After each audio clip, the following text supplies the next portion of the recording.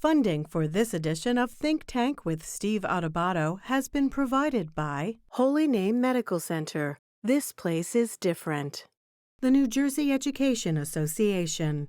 Gibbons PC. Operating Engineers, Local 825.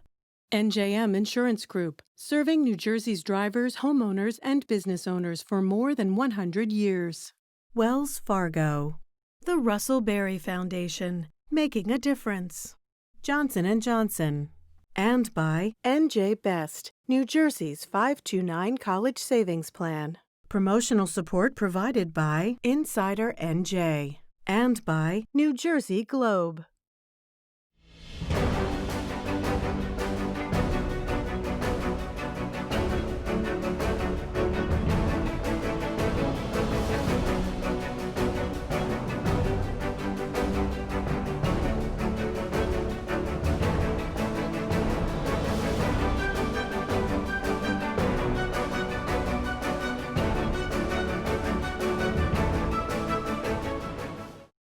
Hi, this is Steve Adubato coming to you remotely. In this particular program, we focus largely on the 2nd Congressional District and the race there, a race that's important in New Jersey and nationally. We kick off the program with United States Congressman Jeff Van Drew, who represents the 2nd District. Good to see you, Congressman.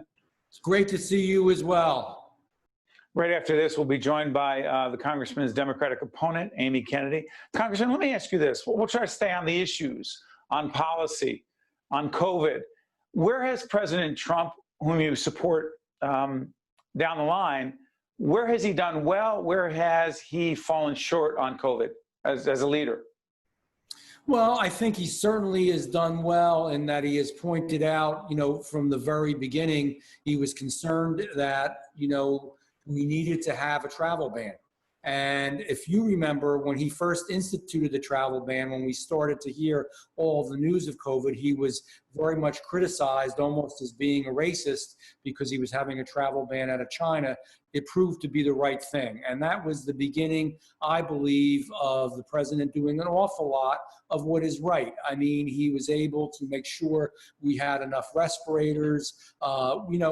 Nobody is prepared, or nobody in recent history has ever been prepared for the type of event that occurred, yet we were able to get PPE together. We were able to help our businesses. We were able to financially make sure that, these businesses and that individual people through extended unemployment, businesses through PPP were, taken care of to some degree. Far from perfect and dependent upon each individual governor. So there's a lot that our governor has done here in New Jersey that I don't think has been good. We're the only state that didn't actually break out the way that we opened up the state. Even New York State, things were allowed in northern New York that weren't allowed in the city, which made sense. Yet in New Jersey, everything was done with a broad brush. And so, I've disagreed with the governor on the way that he's gone about that. Our shore businesses have been hurt because of that. And that's more of a state issue and a gubernatorial issue. I think the president's done well. He's been involved. He's been involved literally just about every day. He's ensured that, the dollars would be there where they were needed. And I think that at the end of the day, God willing, when we come out of this thing, we'll look at this and know that we learned a lot and that there's a lot more to learn about a pandemic as well. Congressman, let me follow up. The United States has more than a quarter of all of the deaths, all of the cases in the world. I appreciate your explanation of where the president has done well, but I ask where we've fallen short. The United States has suffered more than virtually every other industrialized nation. Where has the president fallen short? Because a significant number of New Jerseyans and Americans believe he has. I'm not talking politics. I'm talking execution, leadership, and policy. Where are we falling short? I don't think that we have fallen that short, and that's why I'm trying to be clear here. There are individual governors who dealt with the situation in different ways, and it is the nature of our country that we always allow, obviously, individual states to have states' rights. So in a global pandemic? of course, it has been allowed always. And I think most governors would want that. So I think the governor of New Jersey would argue that he should have some authority in a global pandemic on what happens in New Jersey. I don't necessarily agree with that or agree with what he did. Some, absolutely. I think the other problem has been that there's been a lot of politics around this, even in Washington, where we needed to get things done, and there were some folks, and I would argue, quite frankly, on the other side, that were too busy playing politics, trying to make the other side, the other side meaning the side you used to play for. Yes, correct. Okay. Exactly right. The Democrats. Yeah. Everybody learns in life. Everybody gets smarter. You said your party left you. You didn't leave the party. I'm sorry for interrupting. Correct. What did you mean by that, Congressman? The party changed radically. I started out as a councilman, and I always, even in council, I said to the folks that asked me to do it, I am a moderate to a conservative individual. Do you really think the Democratic Party is the place for me? And at that time, they said that they did, and it was a big tent. As time has gone along, more and more and more, the party, in my opinion, the Democratic Party is not the Big Tent. The Democratic Party has changed. It has become very far to the left, in many ways very socialist, and in many ways even Marxist. So I think the party. Whoa, socialist and Marxist? So Kamala Harris, the former Attorney General in California, perceived by many on the left to be too moderate and too tough on crime when she held that position. Joe Biden never called far left, criticized by many for not being progressive enough. You believe that that ticket is too far left? I didn't say that. I didn't say the ticket. I'm asking. I didn't talk about the ticket. Yes, the things that they will do at the end of the day, when you speak about demeaning or diminishing the police, when you talk about defunding police, which my opponent has, yes, I think it is. I think they are in the Green New Deal. Absolutely, I do. I think they do when they don't stand up and say what is happening in our cities and in our urban areas is wrong. Not only those Democrats, but those Democratic mayors that aren't willing to stand up and say, no, you can't throw Molotov cocktails. No, you cannot destroy buildings, federal or otherwise. No, you cannot create that kind of harm to our police force or to actually the property that belongs to the taxpayers of the United States of America. You think Amy Kennedy, your Democratic opponent, supports the things you just described, the destroying of property? And you think she supports those things? I don't know that she would say when she supports them, but what she has said about police, which is why in her hometown, her very hometown, I have gotten the support of the police there and the endorsement right in her town, as well as I expect to get the support and endorsement of both the PBA and the FOP as well. There's a reason, and it's because of what she said. What she said will lead to the things I speak about. Real quick follow-up. I asked her this question. I'm going to ask you, even though your interview will air first. If you had to, we scale from 1 to 10, Kamala Harris as a leader, potential vice president, what would you give her, 1 to 10? I guess a 1. I don't know.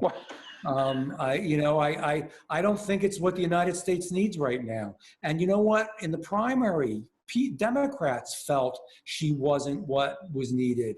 When she spoke about Joe Biden, she spoke about him in ways that were very unpleasant. Sure. She led us to believe that in some ways he was racist or at the least prejudicial in a lot of what he did and the laws that he passed. And there are many on the far left that felt that she was as well, and some of the things that she did as a prosecutor and an attorney general. So they both said things that were very serious about each other. And even though that, excuse me, doesn't that say something about him that he picked someone who challenged him and said terrible things about him if he thinks that she would be a good leader? Isn't that a good leadership quality? I don't know. I think a good leadership quality is when people can disagree with each other, but they can disagree with each other in a way that is full of intellect and is full of respect. And the remarks that were made, quite frankly, during that debate I don't think represent that. And I think it's amazing that he did pick her, because she said things that basically led us all to believe that he was unfit to be the president of the United States. Can I get a yes or no on this? I really respect what you just said about civil discourse and being respectful to each other. Do you think President Trump has conducted himself in that way as a leader, that he has been on the issues, on the merits, without the name calling and personal attacks? Just yes or no. Sometimes, no, I'm not going to say. I don't never do the yes. Has he engaged in name calling and personal attacks? The president is very outspoken. You never have, Congressman, and you didn't as a state senator. That is correct. But he also, I think, captured a great deal of what so many Americans have been thinking and feeling. They are thinking and feeling that their government no longer is representing them, no longer representing a group of people that are just hardworking, average folks that need to be paid attention to. He captured that, and he captured it in a way that was very blunt. I would say that the president of our United States at times can be very blunt. Congressman, thank you so much for joining us. So we wish you and your family all the best, particularly in these challenging times. Thank you, Congressman. I thank you, and I thank you for the opportunity. You got it. I'm Steve Adubato. I'll be right back. To watch more Think Tank with Steve Adubato, find us online and follow us on social media. We are now joined by Amy Kennedy, who is the Democratic congressional candidate in the 2nd Congressional District. Good to see you, Amy. Thanks so much, Steve. I appreciate you having me on today. Let everyone know who's watching us in a multi-state area. The 2nd Congressional District of New Jersey is where? Oh, it's the bottom third of New Jersey, all of South Jersey. So I'm talking to you today from Atlantic County, but we include Cape May County, a little bit of Ocean, Cumberland, Salem, Gloucester, Camden. So it's 8 counties, parts of 8 counties, and a lot of diversity. So, Amy, our focus is mostly on issues. It's less on politics and horse race. You're running against the incumbent, Jeff Andrew, was a Democrat, now is a Republican, a big President Trump supporter. The biggest reason from a public policy point of view that he should be taken out of Congress by you is what? I think what we've seen in the recent months is just a failure to really bring support that's needed in response to this virus. Things like the stimulus that we know so many people in South Jersey are struggling, and he hasn't been supportive of. But I think in a more broad sense, just a departure from really standing up for South Jersey. I think when he did pledge his undying support to Donald Trump, it felt like he had left a lot of people behind. It's interesting. By the way, I want to let everyone know we're taping on the 13th of August. This will be seen later. Cross your fingers about that stimulus package. We do not know what is going to happen. And just be clear, only certain things can be done through executive order from the White House. And last time I checked, Congress does control the purse strings. That being said, Amy Kennedy, Jeff Andrew has said, listen, I didn't leave the party. The Democratic Party left me. It is much farther left, more progressive. And actually, it's not the Democratic Party I signed up for. Isn't that fair? I think that everybody can really appreciate someone who's independent-minded, and that we are looking for leadership that is perhaps less partisan than what we've seen recently because of the gridlock. But that's not, I think, what was demonstrated in this switch. It was from one side completely to the other, and there was something about it that just did not feel like it was for the best interests of South Jersey, but more self-interest. And I think that's where, he'll struggle to find support for that kind of move. It's interesting. Let me play devil's advocate for a moment. Donald Trump is very popular in your district.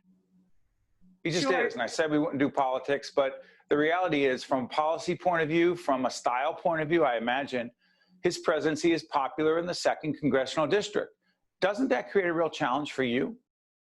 I think there's a lot of things that people in South Jersey are really wanting to hear from this president and from leadership. And now is the time to make healthcare a priority. The economy needs to be a focus. And as somebody who's grown up in South Jersey, I think that I'm able to connect with a lot of the concerns that the local people in this district are thinking about. Go back to the healthcare issue. The Affordable Care Act, still under attack by the Republicans in Congress, by the president. Not perfect, clearly, but what impact would it have on the constituents of the 2nd Congressional District if, in fact, serious changes were made to Obamacare? Yeah, people are really having a hard time right now. We know that we've got to protect and expand the Affordable Care Act at a time when this country is in the midst of a pandemic. We don't want people to be without life-saving treatment. And, because so much of healthcare is tied to employment, when we have such high rates of unemployment in this district, it's really a struggle for families. I want people to know that their pre-existing conditions will be covered, that any COVID-related treatment is going to be covered, and that they'll be able to, pay for or have the care that they need moving forward. Let me ask you this in terms of COVID. I'm up here in northern New Jersey, taping from my home. You're in your home down in Atlantic County, correct? Biggest difference in terms of how you believe COVID has affected those of us in the north, particularly in congested areas, and the southern part of the state, clearly less populated and more rural. Yeah, it's still a concern for us because of the tourism industry, especially during the summer. There's a lot of influx of visitors, and we have to be really mindful of the role that can play, and just continue to ask people to be safe and careful and social distance and do what they can so that we're able to, get on the other side of this and maintain, our ability to flatten the curve in the way that we've done. I think New Jersey is in a better place right now than a lot of other states. Real quick on this. Several years ago, I interviewed your husband, former Congressman Patrick Kennedy, on the issue of mental health. He has been outspoken, courageous on this issue in terms of describing his own experience. From a congressional perspective, if you were elected to this seat, what would your priority be as it relates to mental health? Absolutely. For me, it's a top priority. Obviously, we're focused on the virus right now and the economy, but mental health is a big concern, even as it relates to those issues, because anxiety and stress, isolation that's resulted from this time period has led to an uptick in a lot of substance use disorders, suicidal ideation. We know that students in particular are going to face a really difficult time.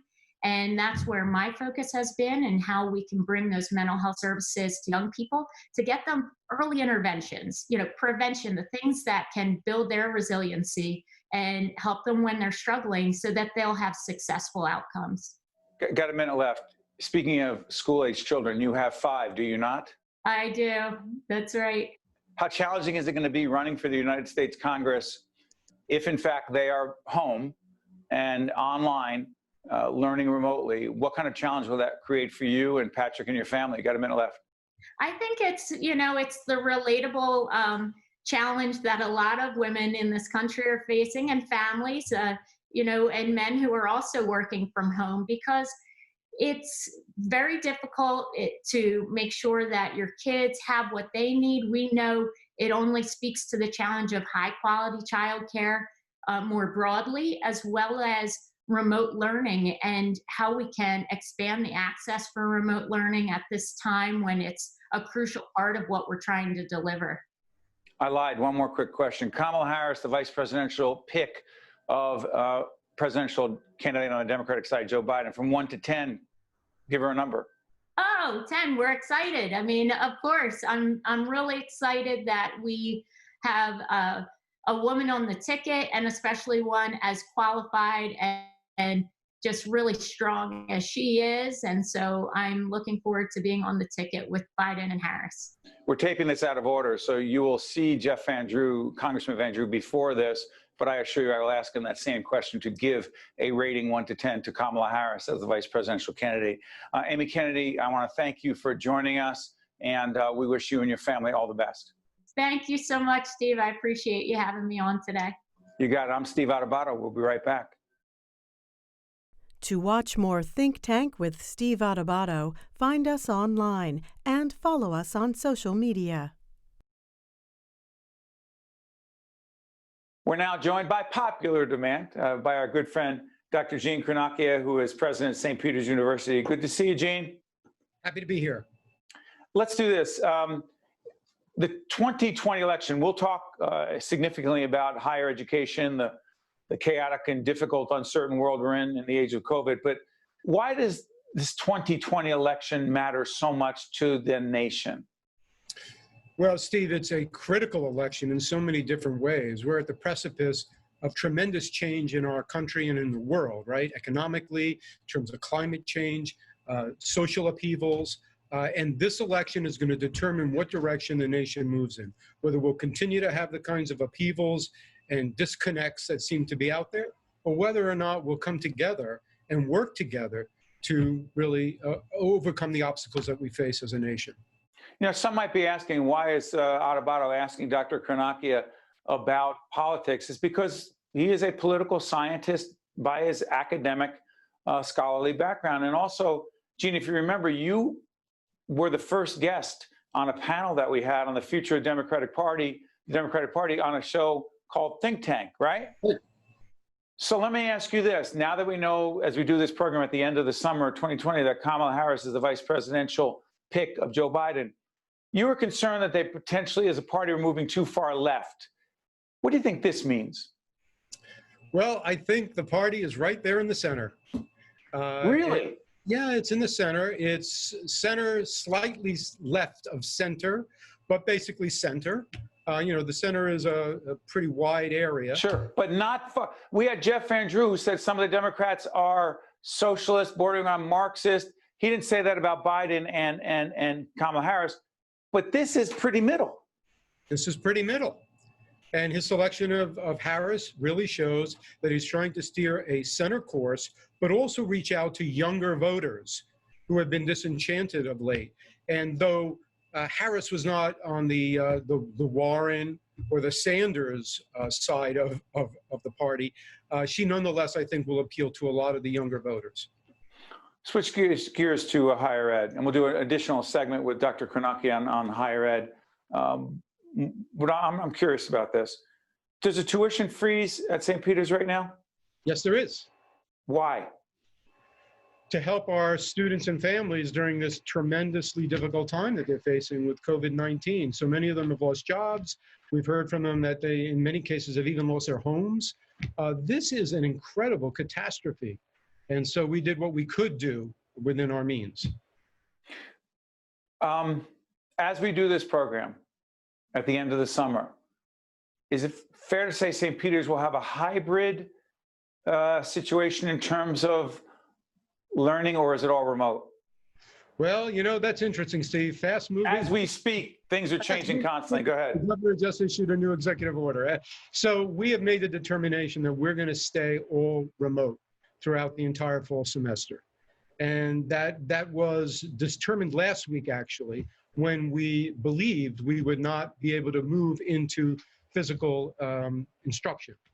But in reconsidering that over the last day or so, we decided we're going to stay remote because ultimately it's the health and safety of our students, faculty, and staff that matters. I am not confident that it will be a safe environment to return in person. You're in Jersey City. How much of the decision-making process, and again, there are some universities and colleges in a wide open rural area, that is not the case because I've been to your campus so many times. It is an urban environment and a crowded environment. Does that play into the decision? It does to a degree, certainly. The challenge for us is, of course, if you're going to have instruction, you need a lot of in-person instruction. You need a lot of space for social distancing. We've done all that mapping over the summer, and it just doesn't work for us, given the configuration of our buildings and facilities. So we might as well be remote and make sure everybody is safe. Another follow-up on this. You've often said to me that higher education will be changed and changed forever. Still believe that? Oh, yes, I still believe it. I think where we were headed in 5 or 7 years from now is happening now. The rapidity of change was thrust upon us by COVID-19. And so movement towards more remote education. In many ways, this is a good, experiment for us all as we gear up for more remote, blended learning, bigger partnerships and collaborations with other institutions and businesses. All of this was going to evolve over 5 or 7 years, and now it's going to happen this year and next year with great rapidity. It's interesting. You mentioned collaboration. Got a few seconds left. Do you believe that the intense competition among colleges and universities less so? Oh, no, I think there's a great deal of competition. But, it's healthy. I believe in competition. It's healthy. It is healthy. It forces us to look at things we perhaps wouldn't have looked at, but necessarily have to. So I'm all for competition. Collaboration and competition, they are not mutually exclusive. Check that. That is coming directly from Dr. Eugene Cornacchia, who is president of St. Peter's University in beautiful Jersey City, New Jersey. Dr. Cornacchia, thank you so much for being with us. We appreciate it. You're welcome. And I want to thank you for watching. He's on. You're watching. I get it right, Gene. I've only been doing it for 30 years. I'll get it right. I'm Steve Adubato, I think. I'll see you next time. Think Tank with Steve Adubato has been a production of the Caucus Educational Corporation. Funding has been provided by Holy Name Medical Center, the New Jersey Education Association, Gibbons PC, Operating Engineers, Local 825, NJM Insurance Group, Wells Fargo, the Russell Berry Foundation, Johnson & Johnson, NJ Best, New Jersey's 529 College Savings Plan, and by these public-spirited organizations, individuals, and associations committed to informing New Jersey citizens about the important issues facing the Garden State, and by Employers Association of New Jersey. Promotional support provided by Insider NJ and by New Jersey Globe. In the fabric of America, they are the toughest threads. One of the first things they learned was the code that every service member lives by: leave no one behind. Now all of us need to live by it too, because some veterans are being left behind. 20 of them take their own lives every day. Learn how to be there for a veteran at BeThereForVeterans.com. Honor the code. Be there. Leave no one behind.